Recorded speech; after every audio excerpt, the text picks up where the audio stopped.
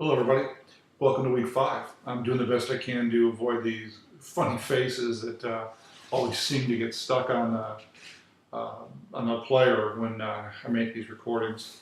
In any event, week 5, chapter 3, we can talk about the law and law enforcement.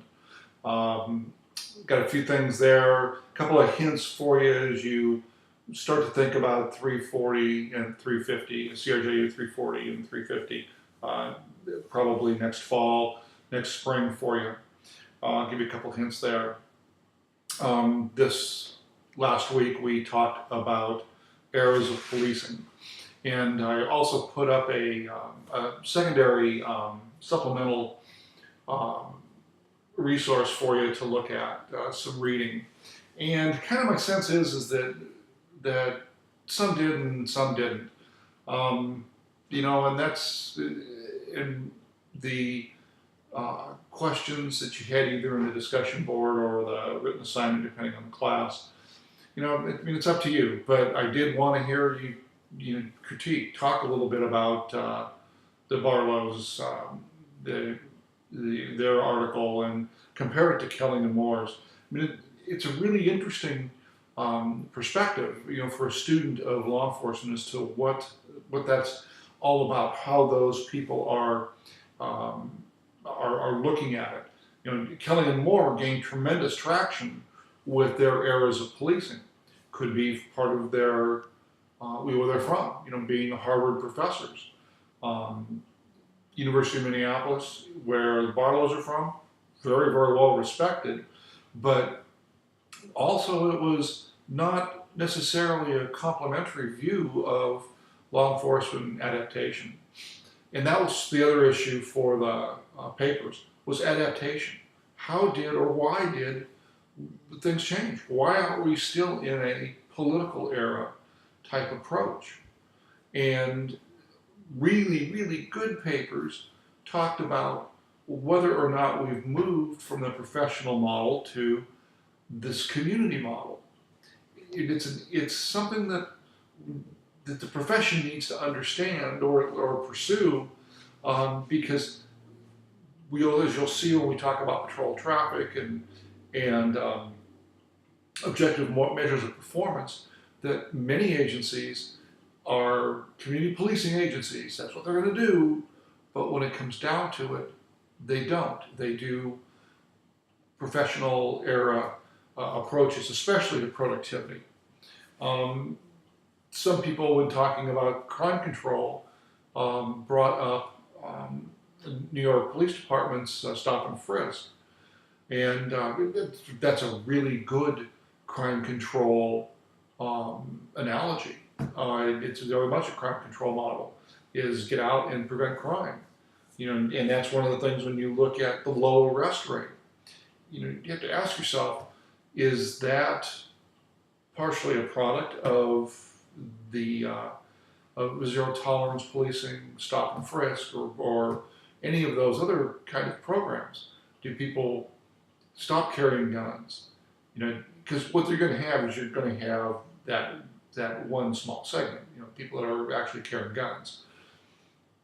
And that's going to be a really low number no matter how many people you stop or who you stop, because people all know that if they are carrying a firearm and they get caught, good chance they're going to get arrested. So those are a couple of things I was looking for in the eras of policing, especially that idea of why do we change, and then of course, which I skipped over here. Sorry, but why do we change? Why do we change from the political era to the professional era to now the community era, and then maybe into this fourth era, this Homeland Security era?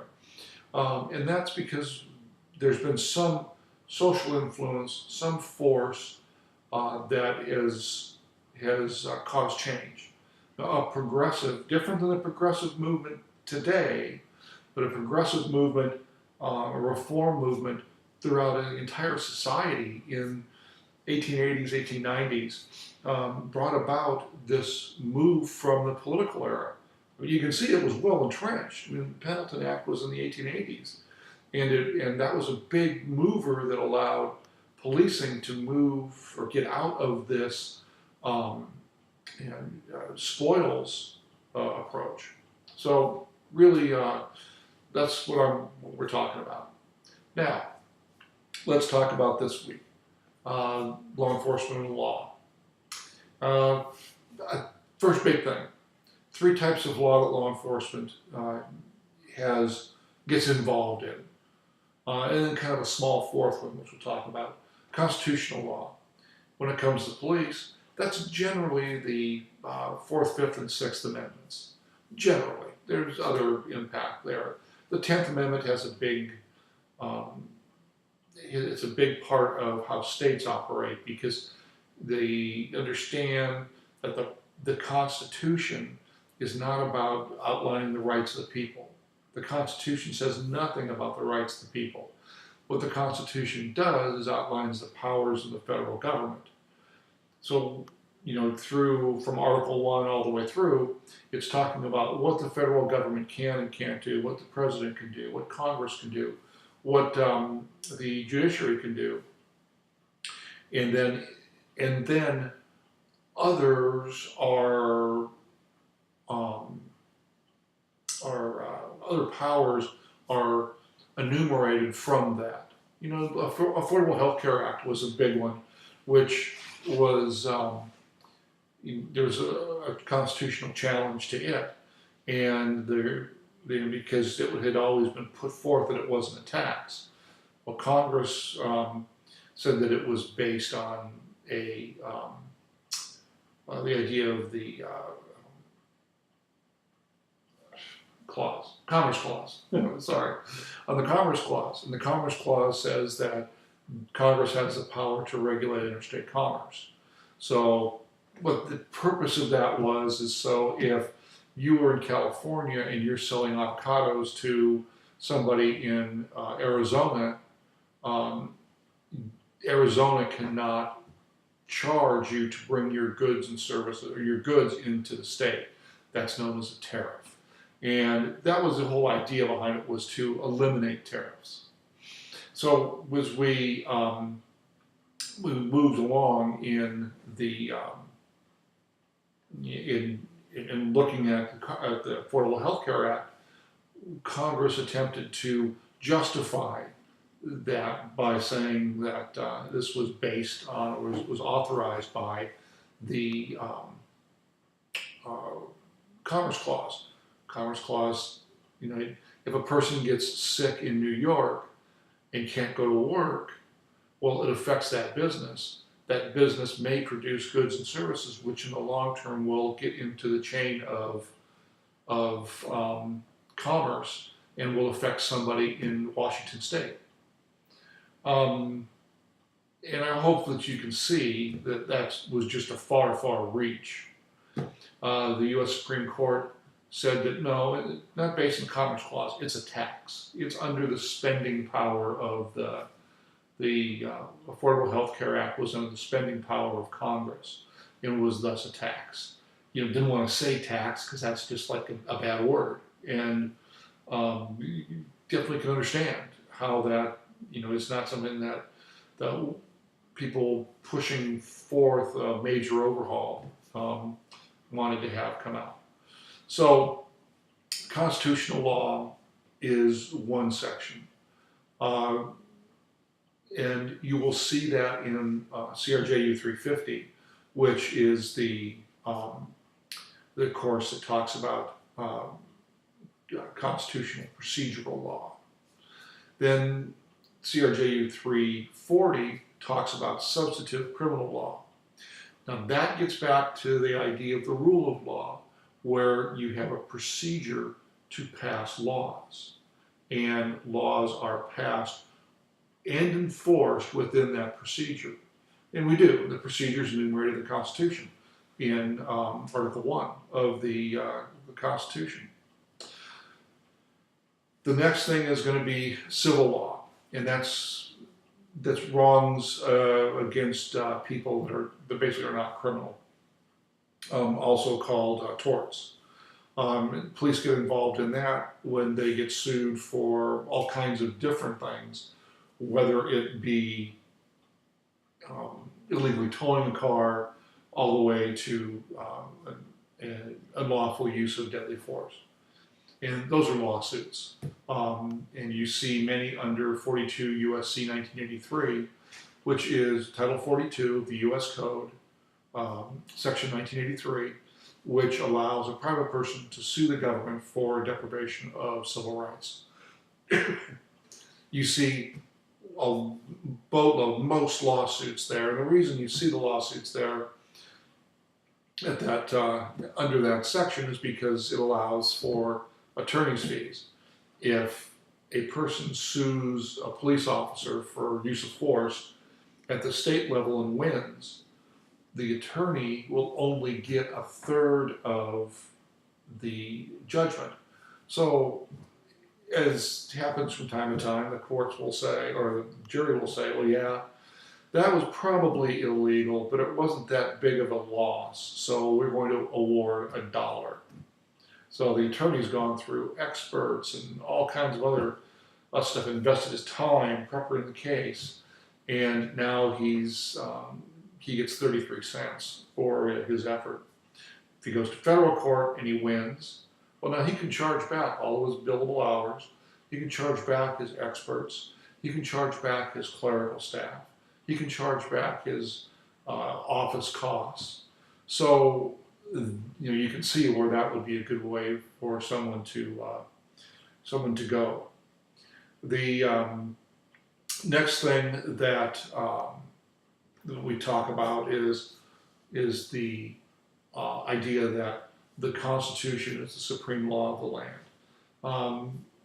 and that comes from the Constitution itself, which means that if there's a conflict in a statute, and the statute conflicts with the Constitution, then the Constitution overrides that statute. So we'll also talk about components of a crime. You'll spend a ton of time on this in 340.